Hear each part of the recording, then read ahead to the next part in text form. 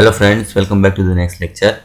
Neural control and coordination મતલબ કે મનુષ્યનું ચેતાતંત્ર સંબંધિત આપણે ચેપ્ટર જે સ્ટાર્ટ કર્યું છે એમાં આજનો આપણો નેક્સ્ટ ટોપિક થશે generation and conduction of nerve impulse, એટલે કે ચેતા ઉર્મિવેગ જે છે એનું નિર્માણ કઈ રીતે થાય અને એનું વહન કઈ રીતે થાય। સૌથી પહેલાં ઉર્મિવેગ શું છે અને એનું મહત્ત્વ શું છે આપણા શરીરમાં, બરાબર? એ મહત્ત્વનો ભાગ સમજવાનો છે પહેલાં। અને એક પ્રકારનો કરંટ છે, ઇમ્પલ્સ એટલે કરંટ। એ કરંટ શરીરમાં ઉત્પન્ન ક્યાં થાય છે, કઈ રીતે થાય છે, બરાબર? અને ઉત્પન્ન થવા માટે આપણા શરીરમાં જે થતી રાસાયણિક ફેરફારની પ્રક્રિયાઓ કઈ કઈ છે, બરાબર? એના વિશે હજી સમજવાનું છે। એટલે નાનો ટોપિક છે પણ ખૂબ જ ઇમ્પોર્ટન્ટ છે, બરાબર? સમજવું ખૂબ જ જરૂરી છે, ઇમ્પોર્ટન્ટ। અને આકૃતિની સાથે સાથે આપણે જે છે એ ભાગને સમજવાનો પ્રયત્ન કરીશું। ટેક્સ્ટમાં જે આપેલું છે બહુ ટૂંકમાં આપેલું છે, એને થોડુંક વિસ્તૃત કરી અને આપણે ડિટેલમાં એમાં જે મેઇન 3 ભાગ આપેલા છે, 3 ભાગ જે છે શબ્દના, એને આપણે સમજવાનો પ્રયત્ન કરશું। એટલે શરૂઆત કરીએ। સૌથી પહેલાં ટોપિક ટેક્સ્ટબુક જે છે પ્રમાણે ચેતા ઉર્મિવેગની ઉત્પત્તિ અને વહન। આગળ કીધું પ્રમાણે ઉર્મિવેગ જે છે એનો અર્થ શું થાય? ટોપિકનું નામ થશે ચેતા ઉર્મિવેગની ઉત્પત્તિ અને વહન, generation and conduction of nerve impulse. ઉર્મિવેગ એટલે કરંટ, આપણા શરીરમાં જે સંદેશાઓનું વહન થાય છે, બરાબર? એની ઝડપ એટલી બધી હોય છે, બરાબર, કે જે આપણા શરીરમાં જેને કહેવાય ને ઇલેક્ટ્રિસિટી જે છે એનાથી વધારે ઝડપી છે, એટલે એના શબ્દ આપ્યો ઉર્મિવેગ। સંવેદનાઓ આપણી જે સ્પર્શ, બરાબર, ગંધ, દબાણ આ બધી મગજ સુધી પહોંચી જાય છે, એની ઝડપ ખૂબ વધારે હોય, એટલે એને નામ આપ્યું ઉર્મિવેગ। એ ચેતા દ્વારા વહન થાય એટલે એને નામ આપ્યું ચેતા ઉર્મિવેગ।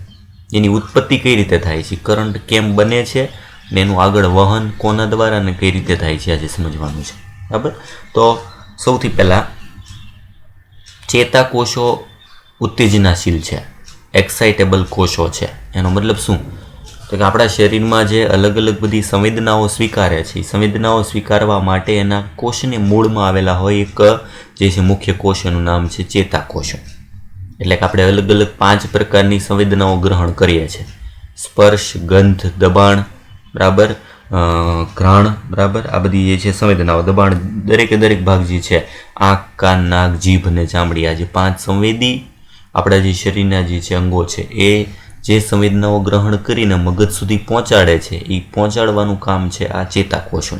એ ચેતાકોષો બહારથી કોઈ પણ ભૌતિક, જૈવિક કે રાસાયણિક જે છે સંવેદનાઓથી સક્રિય થઈ જાય છે, ઉત્તેજનાશીલ છે, મતલબ એક્સાઇટેબલ કોષો છે। એટલે સૌથી પહેલી આ ખાસિયત। એનું કારણ શું છે? શું કામ એક્સાઇટેબલ છે? કઈ રીતે સક્રિય થાય? કારણ કે તેનું પટલ ધ્રુવીય સ્થિતિમાં હોય છે।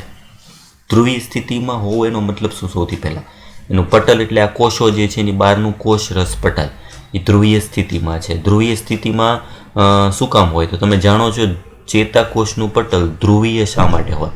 ધ્રુવીય હોય એનો મતલબ કે એની બંને બાજુ વીજભાર હોય, એક ધન વીજભાર અને એક ઋણ વીજભાર। આ વીજભારની સ્થિતિવાળી પરિસ્થિતિ જે છે એને ધ્રુવીય તે કહેવાય। ચેતાકોષોનો પટલ ધ્રુવીય સ્થિતિમાં હોય એટલા માટે એ ઉત્તેજનાશીલ છે, બરાબર? એનું કારણ શું છે? જો તો કે વિવિધ પ્રકારના આયન માર્ગો ચેતાપટલ ઉપર આવેલા હોય છે। આયન માર્ગો એટલે આયનનું વહન થવા માટેનો માર્ગ, આયન કેનાલ। આયન માર્ગો વિવિધ આયનો માટે પસંદગીમાન પ્રવેશશીલ હોય છે, એટલે ચોક્કસ આયનો માટેના ચોક્કસ માર્ગ હોય। સોડિયમ આયનનું જ અંદર બહાર વહન કરતું હોય તેને સોડિયમ આયન માર્ગ કહેવાય। પોટેશિયમ આયનનું વહન કરતું હોય તેને પોટેશિયમ આયન માર્ગ કહેવાય। પોટેશિયમ ક્યારેય સોડિયમનું વહન ન કરે, સોડિયમ ક્યારેય પોટેશિયમનું ન કરે, એમ દરેકે દરેક આયન માટે ચોક્કસ પ્રવેશશીલતા હોય, એના માટે શબ્દ છે પસંદગીમાન પ્રવેશશીલતા, બરાબર? એ ક્યાં હોય અને કઈ રીતે હોય આપણે સમજીએ।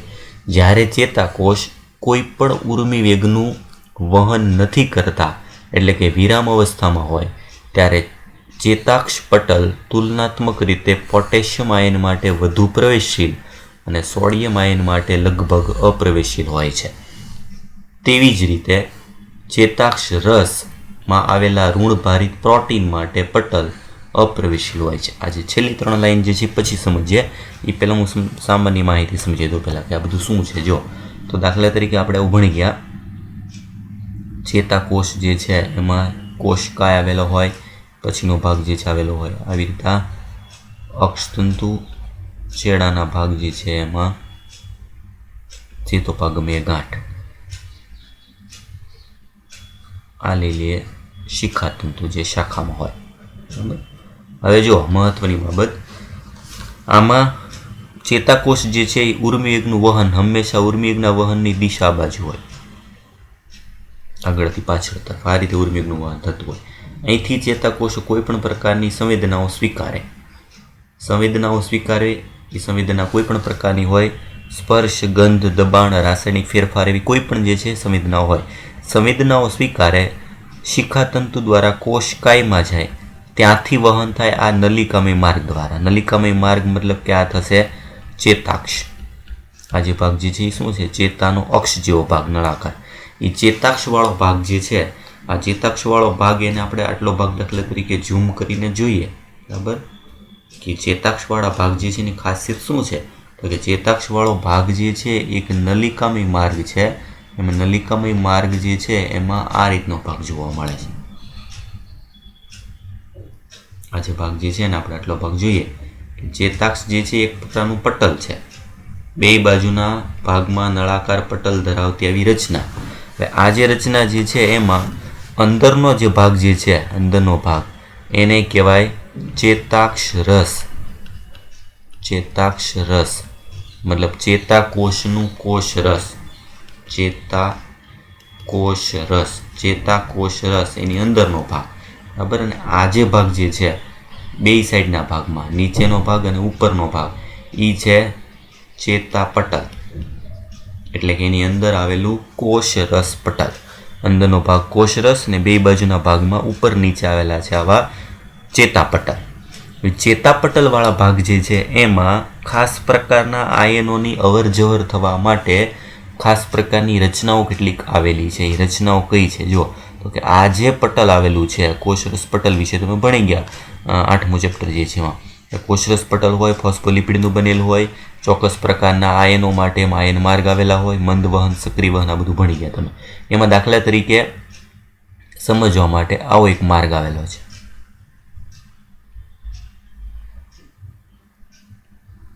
આવી રીતનો એક માર્ગ આવેલો છે. આવી રીતનો એક માર્ગ સમજવા માટે. બરાબર. આ દાખલા તરીકે છે સોડિયમ માટેનો આયન માર્ગ, આ છે પોટેશિયમ આયન માર્ગ, આ છે સોડિયમ પોટેશિયમ પંપ. શું ફરક છે બંનેમાં? જો સોડિયમ અને પોટેશિયમ આયન માર્ગ જે છે તો એનું કાર્ય શું છે? તો કે સોડિયમ આયનો જે છે એને બહારથી અંદર લઈ જાય અથવા તો અંદરથી બહાર લઈ જાય, કોઈ પણ એક કાર્ય થાય. પોટેશિયમ આયન માર્ગ પોટેશિયમને અંદરથી બહાર લઈ જાય, બહારથી અંદર લઈ જાય. સોડિયમ આયન માર્ગ, પોટેશિયમ આયન માર્ગ બે બાજુ હોય. સોડિયમ પોટેશિયમ પંપ, પંપ શબ્દ જે છે એ સક્રિય વહન કરે છે. સક્રિય વહન મતલબ ઓછી સાંદ્રતાથી વધુ સાંદ્રતા તરફ એ એક સાથે બે આયનોની એક સાથે અવર જવર કરે.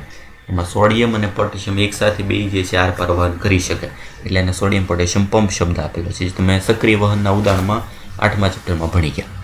તો આવા સોડિયમ આયન માર્ગ, પોટેશિયમ આયન માર્ગ, સોડિયમ પોટેશિયમ પંપ, આ જે બંને આયન માર્ગો જે છે બરાબર એ મંદ વહન કરે. મંદ વહન મતલબ જ્યાં વધુ હોય ત્યાંથી ઓછા તરફ.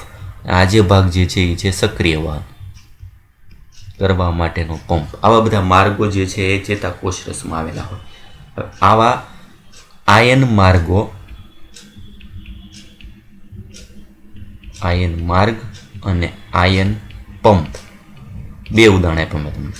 આયન માર્ગ અને આયન પંપ. આયન માર્ગો અને આયન પંપ એના દ્વારા અલગ અલગ પ્રકારના આયનોની હેરફેર, આયનોની હેરફેર કોષ રસ પટલ અંદર બહાર થતી રહે છે. આયનોને અંદર બહાર લાવવા માટે જવાબદાર કોણ છે? તો કે એક છે આયન માર્ગ ને બીજો ભાગ છે આયન પંપ. આયન માર્ગ મંદ વહન કરે છે, આ સક્રિય વહન કરે, જેનાથી આયનોની હેરફેર અંદર બહાર થતી રહી છે. ક્યાં થાય? તો કે આ ચેતાક્ષ જે છે એની કોષની અંદર બહાર.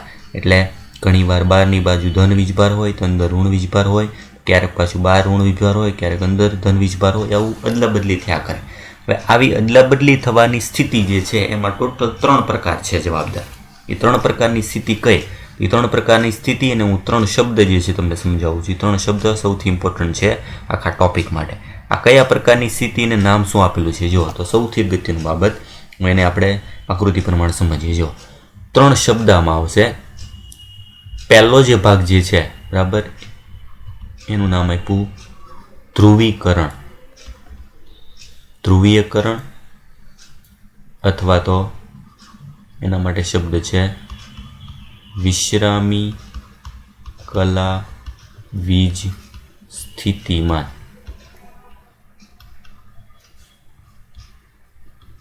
ધ્રુવીય સ્થિતિ અથવા ધ્રુવીયતા, આ પહેલી પરિસ્થિતિ.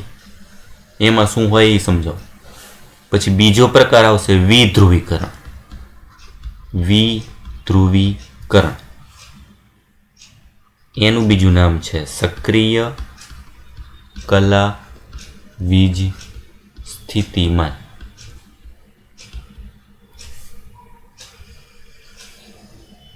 ત્રીજો શબ્દ છે પુનઃ ધ્રુવીકરણ.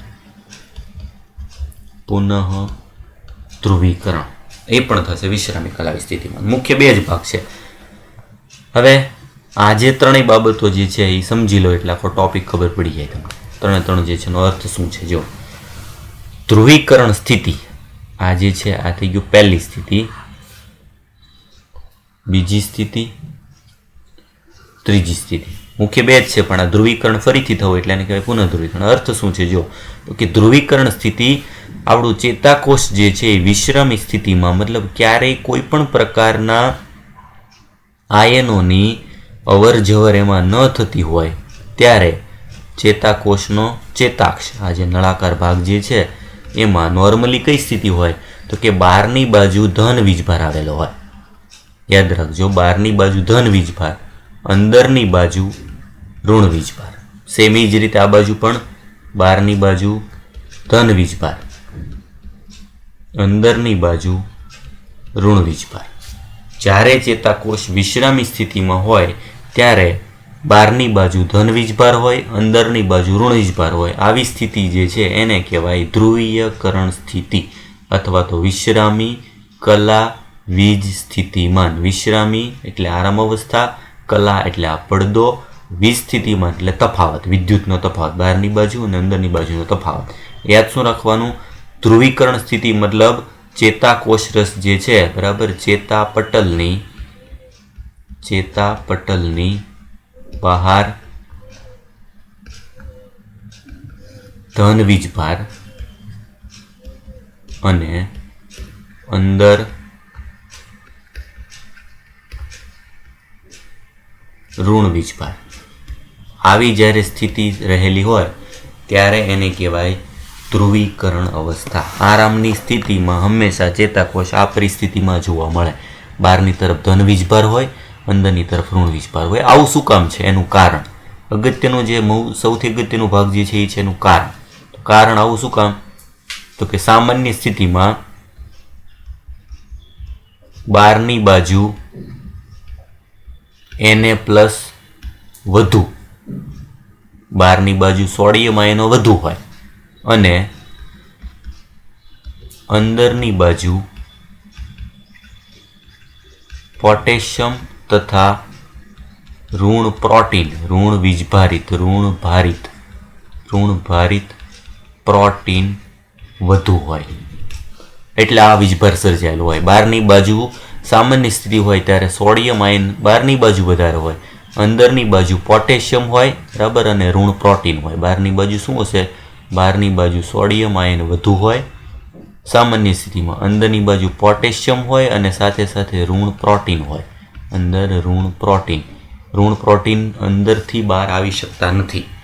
સોડિયમ અને પોટેશિયમની અવર જવર થઈ શકે એટલે અંદરની બાજુ નોર્મલી ઋણ વીજભાર હોય, બહારની બાજુ ધન વીજભાર હોય. આ પરિસ્થિતિને કહેવાય ધ્રુવીકરણ અવસ્થા. ક્યારે હોય આવું? વિશ્રામી સ્થિતિમાં જ્યારે કોષ હોય ત્યારે, મતલબ જ્યારે કોઈ પણ પ્રકારની સંવેદનાનું વહન નથી થતું ત્યારે આ પરિસ્થિતિ જોવા મળે. હવે એમાં ફેરફાર થવો એટલે શું? ધ્રુવીકરણ બદલાઈ જાય અને એમાંથી ફેરફાર થાય એટલે એનું નામ આપ્યું વિધ્રુવીકરણ. વિશ્રામી સ્થિતિ હતું એના બદલે થઈ ગયું સક્રિય કલા વીજ સ્થિતિમાન. એ શું છે જો? આ જે ચેતાક્ષ પટલ હતું એમાં કોઈ પણ પ્રકારની સંવેદના મળવાના લીધે કોઈ પણ પ્રકારની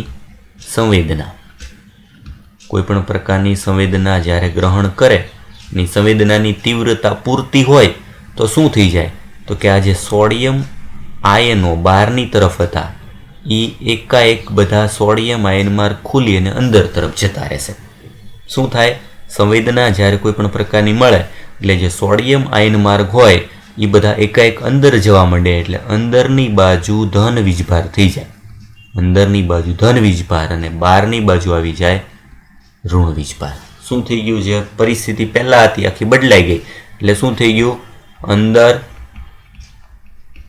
ધન વીજભાર, અંદર જ્યારે ધન વીજભાર વધે અને બહારની તરફ ઋણ વીજભાર. આવી પરિસ્થિતિ જ્યારે નિર્માણ થાય ત્યારે એને કહેવાય વિધ્રુવીકરણ. જો ધ્રુવીકરણમાં ફેરફાર થયો એટલે નામ આપ્યું વિધ્રુવીકરણ. આવું થવાનું કારણ શું? તો કે સંવેદનાને લીધે સંવેદના ગ્રહણ થવાથી કોઈ પણ પ્રકારની સંવેદના ગ્રહણ થવાથી સોડિયમ આયન માર્ગો ખુલે છે. બધા સોડિયમ આયન માર્ગ ખુલી જાય એટલે જેટલા સોડિયમ બધા બહારની બાજુ હતા બધા અંદર જવા માંડે. બધા સોડિયમ અંદર જવા માંડે. બરાબર? એટલે સોડિયમના અંદર થવાના લીધે અંદરની બાજુ ધન વીજભાર વધી જાય, બહારની બાજુ ઋણ વીજભાર વધી જાય. આ જે પરિસ્થિતિ જે છે એમાં કરંટ બદલાય. જે નોર્મલ સ્થિતિમાં હતું, બહાર ધન વીજભાર હતો, અંદર ઋણ વીજભાર હતો, એ આખો ફેરફાર થયો. આ ફેરફાર થવાના લીધે એક વિદ્યુત કરંટ ઉત્પન્ન થાય અને વિદ્યુત કરંટ ઉત્પન્ન થવાની પરિસ્થિતિ આ ફેરફાર વિદ્યુત કરંટ ઉત્પન્ન કરે છે જેને ઉર્મી વેગ કહે છે. ઉર્મી વેગ અથવા તો એનું બીજું નામ આગળ આવ્યું પ્રમાણે સક્રિય કલા વીજ સ્થિતિમાન કહે છે. એટલે આ રીતે ઉર્મી વેગ ઉત્પન્ન થાય. કરંટ ઉત્પન્ન થવાનું કારણ શું? કે એકાએક બધા સોડિયમ આયનો અંદર જતા રહે. બરાબર? અને બહારની બાજુ જે છે ધન વીજભાર જે તો એ ઘટી જાય અને અંદર ધન વીજભાર વધી જાય. અંદર તરફ ધન વીજભાર સર્જાવો બહુ ક્ષણિક હોય, બહુ ટૂંકા ગાળા માટે હોય, અને બહારની બાજુ ઋણ વીજભાર સર્જાઈ જાવ. જે પરિસ્થિતિ પહેલાં હતી એના કરતાં કે ઊંધી થઈ જાવી એને કહેવાય ધ્રુવીકરણ. સક્રિય કલાવી સ્થિતિમાંનું કારણ શું છે? સંવેદનાને લીધે સોડિયમ આયન માર્ગ બધા ખુલે. આ જે છે એ ખાલી 0.5 મિલીસેકન્ડ જેટલા સમય સુધી જ હોય. સેકન્ડનો 1000મો ભાગ છે ત્યાં સુધી જ હોય. ફરીથી પાછી હતીની પરિસ્થિતિ લાગુ પડી જાય. બરાબર? તો આવું નવું કાયમી માટે રહેતું નથી. એટલે આના પર તમને ખબર પડી જાય કે આપણા શરીરમાં કોઈ પણ કરંટનું વહન કરવા માટે સોડિયમ આયનોનું મહત્વ કેટલું છે. સોડિયમ આયનો જે છે એ આ રીતે વિદ્યુત કરંટ માટે જવાબદાર છે. એટલે આ રીતે સોડિયમ બધા અંદર જતા રહે એટલે અંદર ધન વીજભાર થઈ જાય ને બહાર ઋણ વીજભાર થઈ જાય. આ પરિસ્થિતિ ધ્રુવીકરણમાં ફેરફાર થયો. જો ધ્રુવીયતા હતી એ બદલાઈ ગઈ એટલે એને કીધું વિધ્રુવીયતા. એ પરિસ્થિતિને નામ આપ્યું સક્રિય કલાવી સ્થિતિમાં. હવે આ જે હતું એનું પાછું ફરીથી લાવવું. ત્રીજું સ્ટેજ શું છે? તો કે જે પરિસ્થિતિ હતી એ પરિસ્થિતિ પાછી વિશ્રામી સ્થિતિમાં તો લાવવી જ પડશે. કારણ કે વિશ્રામી સ્થિતિમાંથી સક્રિય સ્થિતિ આવી. આ સક્રિય સ્થિતિમાંથી પાછી ફરીથી હતીની સ્થિતિ લાવવા માટે શું કરવું પડશે? તો કે આમાં થાય શું? જો અંદરની બાજુ જે ધન આયનો આવી ગયા હોય, અંદરની બાજુ ધન આયનો, આ સ્ટેજ છે. આગળના એક સ્ટેજ છે. સક્રિય કલાવી સ્થિતિમાં થઈ જાય, અંદર ધન વીજભાર વધી જાય. ધન વીજભાર વધી જાય, બરાબર? એટલે શું થશે? તો કે સોડિયમ જે છે એ બધા અંદર આવી ગયેલા હોય. સોડિયમ બધા અંદર આવી ગયા હોય ત્યારે એક સાથે પોટેશિયમ પાછા બધા બહુ બહાર જતા રહ્યા હોય. પોટેશિયમ જે છે એ બહાર વધી ગયા હોય, સોડિયમ જે છે એ અંદર વધી ગયા હોય. આ પરિસ્થિતિને પાછી બેલેન્સ કરવા માટે એક માર્ગ ખુલે જેનું નામ છે sodium potassium pump. Sodium potassium pump ખુલે. સોડિયમ પોટેશિયમ પંપ ખુલે એ શું કરે? તો કે બધા જે છે સોડિયમને બધાને બહાર દાખલ કરી દે અને પોટેશિયમને બધાને અંદર દાખલ કરી દે. સોડિયમ ક્યાં જતા રહેશે? બહારની બાજુ, અને પોટેશિયમ બધા જે છે ને પાછા અંદર. મતલબ હતીની પરિસ્થિતિ લાવી દે. કોણ? Sodium potassium pump. જે અંદર સોડિયમ વધી ગયા, અંદર ન હોવો જોઈએ કારણ કે એની પરિસ્થિતિ હોવી જોઈએ બહાર. એટલે ફરીથી પાછી બહારની બાજુ ધન વીજભાર, અંદરની બાજુ હતી એમને ઋણ વીજભાર. આ જે પરિસ્થિતિ પાછી સર્જાણી જે પહેલાં હતી એની પરિસ્થિતિ પાછી લાવવાની પ્રક્રિયા. ધ્રુવીયતા પાછી લાવવી એટલે એને કહેવાય પુનઃ ધ્રુવીકરણ. કોણ કરે છે આવું? Sodium potassium pump. Sodium potassium pump જે છે એ સોડિયમ અને પોટેશિયમનું એકસાથે વહન કરે છે. અંદર રહેલા સોડિયમ હતા એને બહાર લઈ જાય, બહાર આવી ગયેલા પોટેશિયમ જે છે એને અંદર લઈ જાય, પાછી હતીની પરિસ્થિતિ જે છે એ નિર્માણ કરે. એટલે સક્રિય સ્થિતિ બાદ પુનઃ ધ્રુવીયતા પ્રાપ્ત કરવાની ઘટના. સક્રિય સ્થિતિ બાદ પુનઃ ધ્રુવીયતા પ્રાપ્ત કરવાની ઘટના એને કહેવાય પુનઃ ધ્રુવીકરણ. બરાબર. આ જે છે શબ્દ ખાય પોલેરાઇઝેશન. પોલેરાઇઝેશન પોલેરાઇઝેશન એટલે ધ્રુવીકરણ. પછી ડીપોલેરાઇઝેશન. ડીપોલેરાઇઝેશન ડીપોલેરાઇઝેશન એટલે કે વિધ્રુવીકરણ, મતલબ પોલેરાઇઝેશનમાં થતો ફેરફાર. અને પાછી હતીની પરિસ્થિતિ એટલે રીપોલેરાઇઝેશન. રીપોલેરાઇઝેશન એટલે આવા 3 સ્ટેજ જે છે એવા ફેરફાર થાય. અને ત્રણેય ફેરફાર થવા માટે જવાબદાર પ્રક્રિયાઓ કઈ કઈ છે એ આપણે સમજવાનું છે. એટલે મેઇન તમને મેં બેઝિક 3 બાબતો સમજાવી દીધી કે ધ્રુવીકરણ શું છે, વિધ્રુવીકરણ શું છે અને પુનઃ ધ્રુવીકરણ શું છે. હવે આ એક એક બાબત આવું શું કામ થાય છે, શેના લીધે, બરાબર, એ એક એક તબક્કાએ જે છે હું તમને આખી થિયરી પ્રમાણે જે છે સમજાવું એટલે તમને ખ્યાલ આવશે કે આ ત્રણેય સ્ટેજ થવા માટેનું કારણ શું છે. સૌથી પહેલી સ્થિતિ કે ચેતાપટલની બહારની બાજુ ધન વીજભાર છે અને અંદરની બાજુ ઋણ વીજભાર છે. આવી સ્થિતિને કહેવાય ધ્રુવીકરણ અથવા તો ધ્રુવીયતા. આવું શું કામ થાય છે, એના માટેનું કારણ શું, જો પહેલેથી જોઈએ તો ફરીથી પાછા આવી જાવ એટલે તમને ખ્યાલ આવી છે. જો જ્યારે ચેતાકોષ કોઈ પણ ઉર્મિયગનું વહન નથી કરતા એટલે કે વિરામ અવસ્થામાં હોય ત્યારે ચેતાક્ષ પટલ એટલે કે એનું કોષરસ પટલ તુલનાત્મક રીતે પોટેશિયમ આયન માટે વધુ પ્રવેશશીલ હોય. પોટેશિયમ માટે પ્રવેશશીલ છે એટલે પોટેશિયમ ક્યાં જશે? બધા અંદર. પોટેશિયમ આયન માટે પ્રવેશશીલ, આ યાદ રાખવાનું છે. પોટેશિયમ આયન મતલબ અંદર જતા હશે. અને સોડિયમ માટે લગભગ અપ્રવેશશીલ હોય એટલે સોડિયમ ક્યાં હશે? બધા બહારની બાજુ. જો જોશો એટલે ખ્યાલ આવશે. જ્યારે વિશ્રામી સ્થિતિ છે ત્યારે બહારની બાજુ સોડિયમ હોય છે અને અંદરની બાજુ પોટેશિયમ હોય છે. કારણ કે પોટેશિયમ આયનો બધા અંદર જતા રહેતા હોય એટલે પોટેશિયમ અંદર રહેશે, પ્રવેશશીલ છે. સોડિયમ માટે અપ્રવેશશીલ, સોડિયમ બધા બહારની બાજુ જ રહેશે.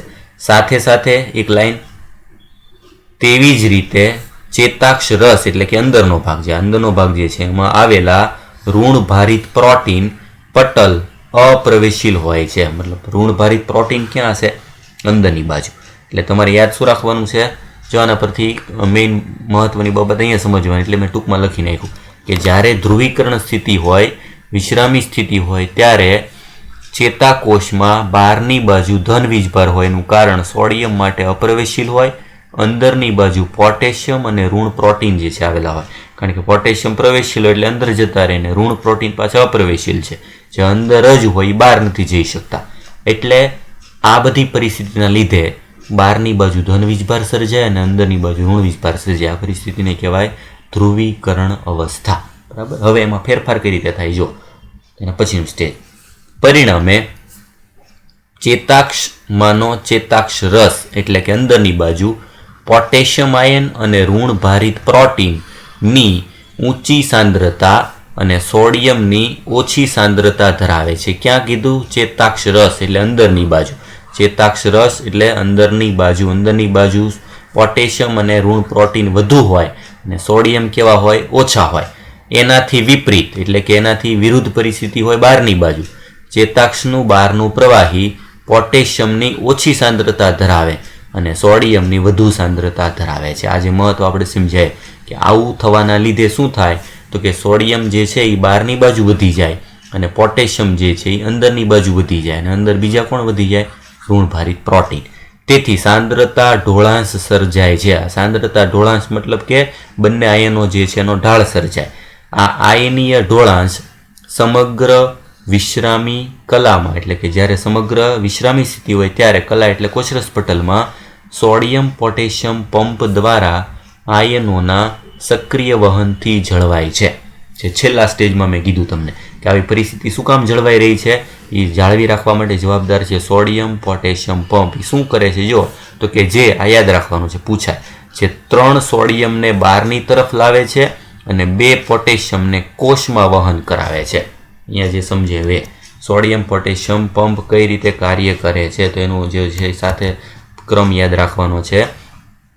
3 સોડિયમ જે છે બહાર તરફ લાવે, 3 સોડિયમ બહાર તરફ લઈ જાય અને 2 પોટેશિયમ જે છે એને અંદર તરફ લઈ જાય. ક્યાં અંદર? એટલે કોષ બાજુ.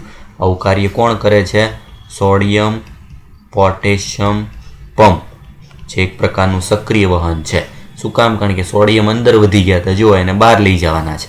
એટલે સોડિયમ 3 બહાર લઈ જાય, એની સરખામણીમાં પોટેશિયમ બહાર વધી ગયા એને અંદર લઈ જાય, એટલે એને 2 પોટેશિયમ જે છે 2 એક સાથે વહન કરનારો ઘટક એ છે સોડિયમ પોટેશિયમ પંપ. ને આવું થવાના લીધે જ આ પરિસ્થિતિ જળવાઈ રહી. બહાર સોડિયમ વધી જાય અને અંદર પોટેશિયમ વધી જાય. એટલે આ માર્ગ જે છે યાદ રાખવાનો છે. અને એક્ઝામ જે છે એમાં પૂછાય કેટલા સોડિયમ અને કેટલા પોટેશિયમનું વહન કરે. કોણ કરે છે? Sodium potassium pump. અને કયા રીતે કરે છે? તો એ સક્રિય વહન દ્વારા. કારણ કે ઓછી સાંદ્રતાથી વધુ સાંદ્રતા તરફ જે છે વહન થાય છે.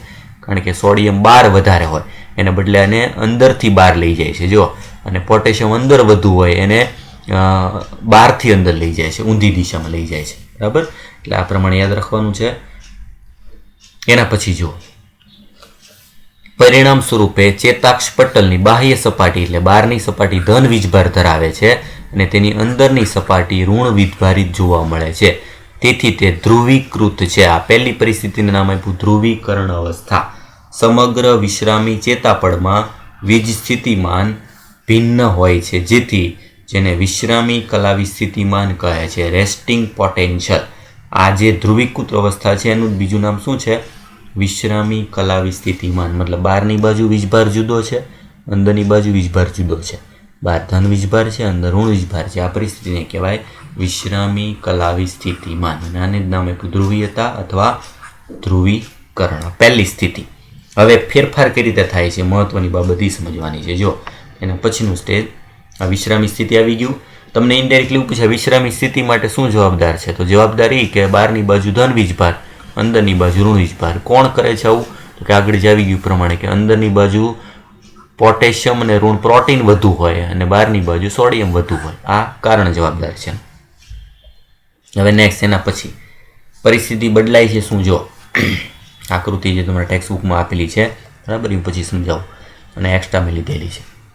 હવે તમે જાણવા ઉત્સુક હશો કે ચેતા ઉર્મિવેગનું નિર્માણ અને તેનું ચેતાક્ષ સાથે વહનની ક્રિયાવિધિ કેવી રીતે થાય છે. હવે આમાં જે ઉર્મિવેગનું નિર્માણ કઈ રીતે થાય તમે આગળ ટૂંકમાં સમજાવ્યું. એ જો કે જ્યારે ધ્રુવીય પટલના કોઈ એક સ્થાનમાં આકૃતિ આપી પ્રમાણે ઉદાહરણ તરીકે પોઈન્ટ એ, ટેક્સ્ટ બુકમાં એક પોઈન્ટ લીધો છે. જો આ દાખલા તરીકે આખો ચેતાક્ષ જે છે એમાં એક ભાગ લીધેલો છે, આ એ ભાગ જે છે એનો મતલબ આટલી પરિસ્થિતિ, આટલો જે ભાગ જે છે એમાં ફેરફાર આવે છે.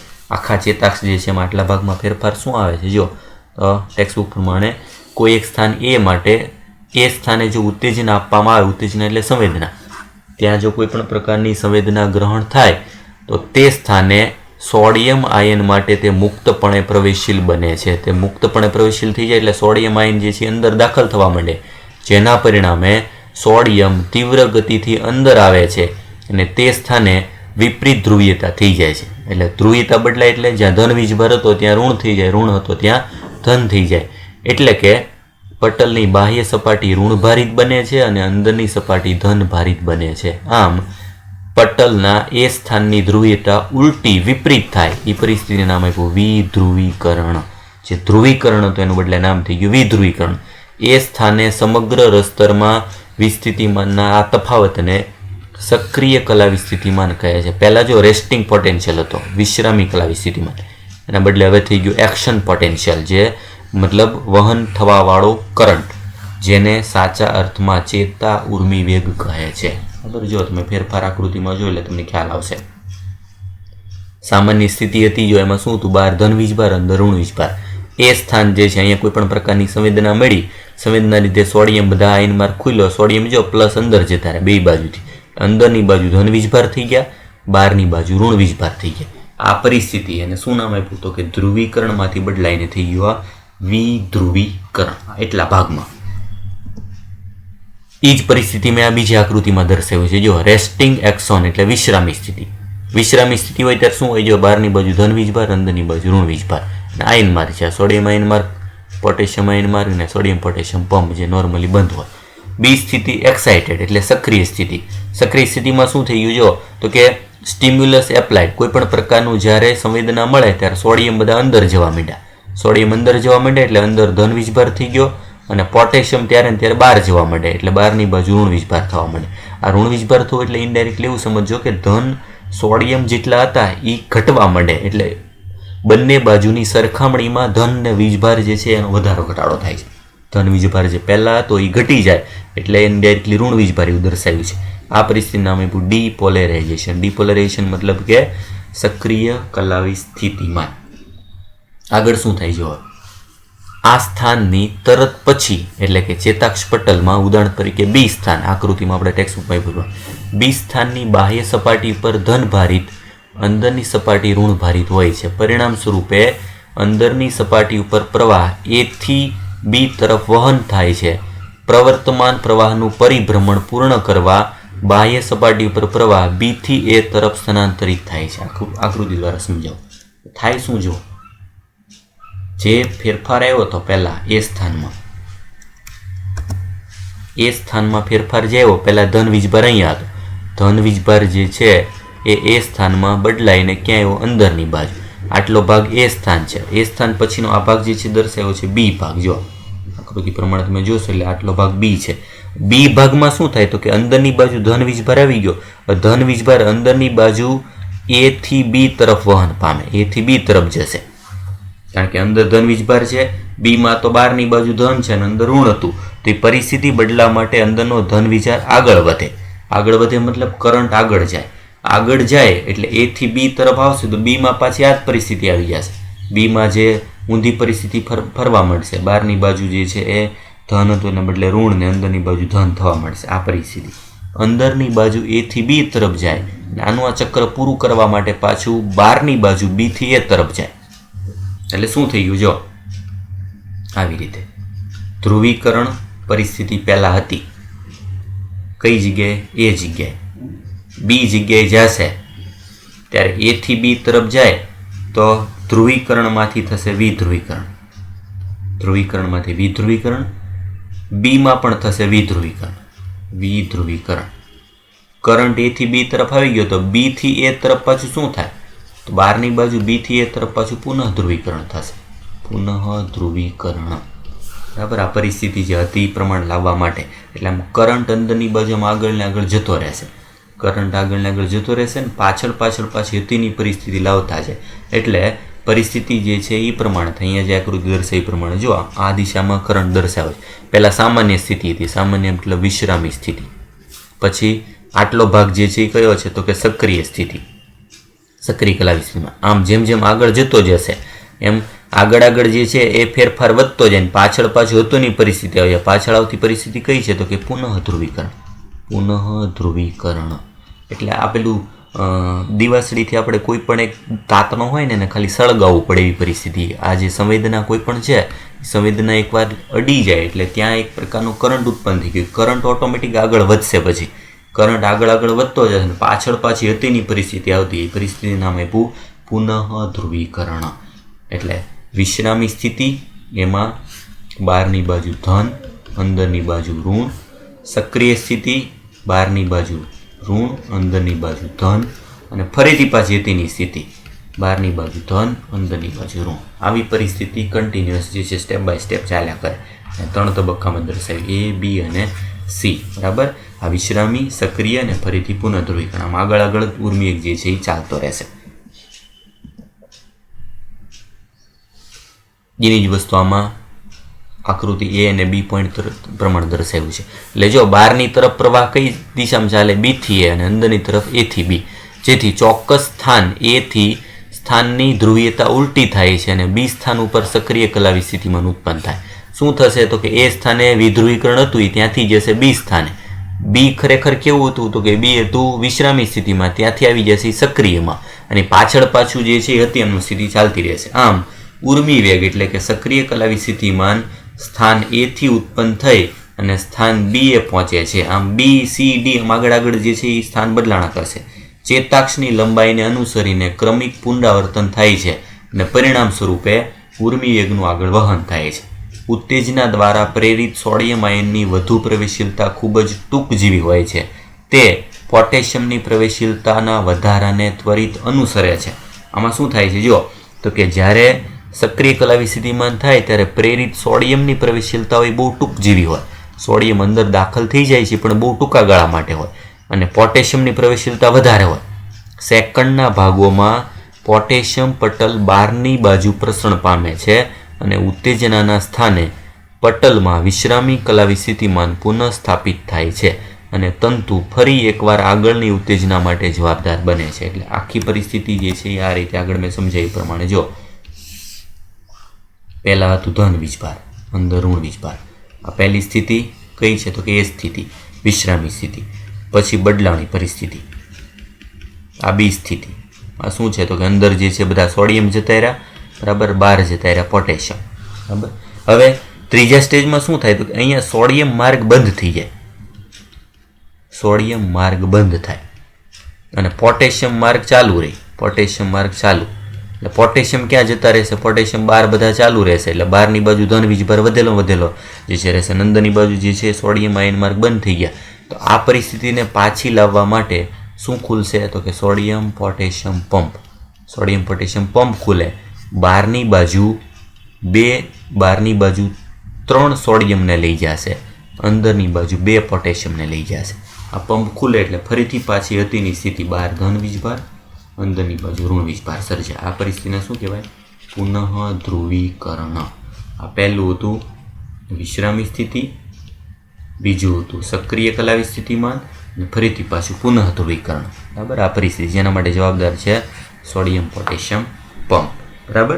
એટલે આ રીતે આયનોની હેરફારને લીધે 3 તબક્કા જે છે મેઇન ચાલતા રહે છે. આ 3 તબક્કામાં મેં જેમ તમને કોમન ભાગ જે છે, બરાબર, આખા જે થિયરીનો સાર જે છે એ સાર સ્વરૂપે મેં તમને ટૂંકમાં સમજાવી દીધું. 3 તબક્કા આખા આકૃતિ જે છે એ પ્રમાણે સમજાવ્યું અને સાથે સાથે મેં તમને ત્રણેયનો અર્થ પહેલાં સમજાવી દીધો. આજે આખો ભાગ જે છે, બરાબર, જેને તમારે નોટમાં વ્યવસ્થિત લખી લેવાનું છે કારણ કે આમાં બધો ભાગ દર્શાવે. વિધ્રુવીકરણ, સક્રિય સ્થિતિ, એમાં મતલબ શું તો કે અંદરની બાજુ ધન વીજભાર, બહારની બાજુ ઋણ વીજભાર, બરાબર. એનું કારણ શું છે? સોડિયમ માર્ગ ખુલે અને ફેરફાર કરંટ ઉત્પન્ન કરે એને નામે ભૂર્મિવેગ. એ ફરીથી પાછી અતિની સ્થિતિમાં જવા માટે સોડિયમ પોટેશિયમ પંપ ખુલે. એમાં 3 સોડિયમ બહાર જાય, 2 પોટેશિયમ અંદર આવે અને આ કયું વહન છે તો કે સક્રિય વહન દ્વારા પાછી અતિની સ્થિતિ પ્રાપ્ત કરે એને નામે પુનઃ ધ્રુવીકરણ. એટલે આ 3 સ્ટેપ જે છે ફરીથી પાછા આખું જોઈ લેજો. એક ભાગ જે છે લાઈન ટુ લાઈન સમજી અને યાદ રાખજો. 3 ભાગને જુદા પાડીને સમજશો તો તમારે ત્રણેયને ખ્યાલ આવશે.